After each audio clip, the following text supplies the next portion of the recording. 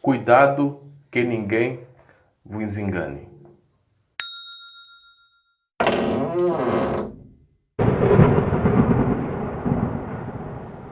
Começo esta breve palavra fazendo uma pergunta. Seria Deus contra a sua própria palavra? A resposta é bem simples. É evidente que não, porque Deus não pode mentir.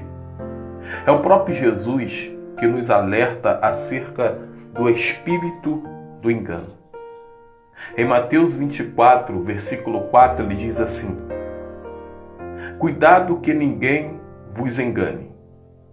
Agora, por que Jesus nos alerta? Ele mesmo já sabia que muitos iriam se apresentar em nome dele com o intuito de enganar a muitos, passando-se por profetas que vêm em nome de Deus. Agora fica uma dúvida a ser esclarecida. É possível alguém receber revelações de Deus neste tempo presente? É lógico que sim. Porém, tal profecia, ela não pode, em hipótese alguma, contradizer a palavra já escrita. Afinal, muitas coisas que acontecem no dia de hoje, que já aconteceram e as que vão acontecer, foram preditas por profetas que receberam revelações da parte de Deus para o nosso presente momento. Então, uma revelação deve ser analisada para saber se tem coerência com a palavra de Deus. Não existe ninguém melhor do que o próprio Jesus Cristo para nos alertar concernente ao espírito do engano que iria se apresentar. O próprio Cristo tem uma experiência no Evangelho de Mateus, capítulo 4, versículo 8, que diz assim: depois o levou a um monte muito alto e mostrou-lhe todos os reinos do mundo e o seu esplendor. Versículo 9. Ele disse: tudo isso te darei, se te prostrares e me adorares. Agora te faço uma pergunta. Desde quando o inimigo é dono de alguma coisa, se o mesmo for a criação de Deus? Devemos ter um cuidado intenso para não cairmos nas palavras sedutoras e mortíferas de Satanás.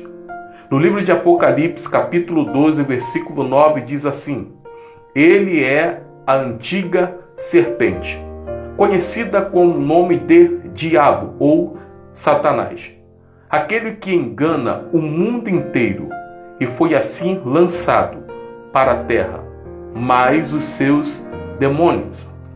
Perceba o que está escrito em 2 Coríntios, capítulo 14, versículos 14 e 15.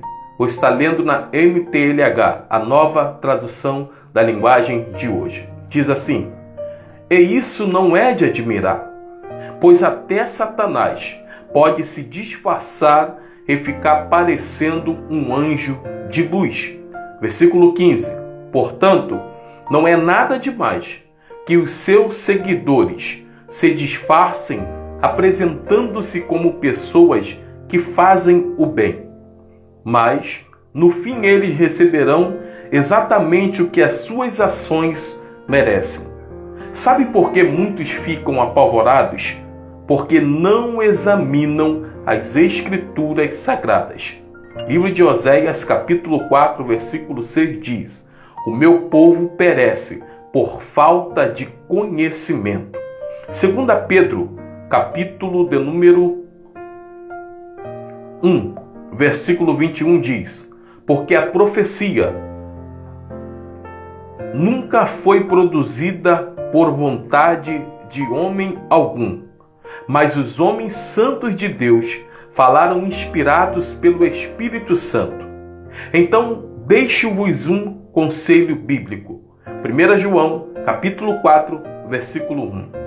Amados, não creiais em todo o espírito, mas provai se os espíritos são de Deus, porque já, observe a palavra, porque já muitos falsos profetas se têm levantado no mundo. Então, quando alguém dizer que Deus falou que vai acontecer tal coisa, cuidado, porque nem todo espírito provém da parte de Deus. Em pleno século XXI, algumas pessoas estão desesperadas porque ouviram falar de que iria acontecer algo que não está descrito na palavra do Senhor. Essas pessoas estão apavoradas porque não examinam as Escrituras Sagradas. Porque se examinar as Escrituras Sagradas, certamente não vão perecer. A palavra perecer significa morrer, deixar de existir. Ou seja, de uma forma espiritual, essas pessoas morrerão porque não examinam as Escrituras. E o próprio Jesus nos deixou um alerta: cuidado que ninguém vos engane, disse Jesus.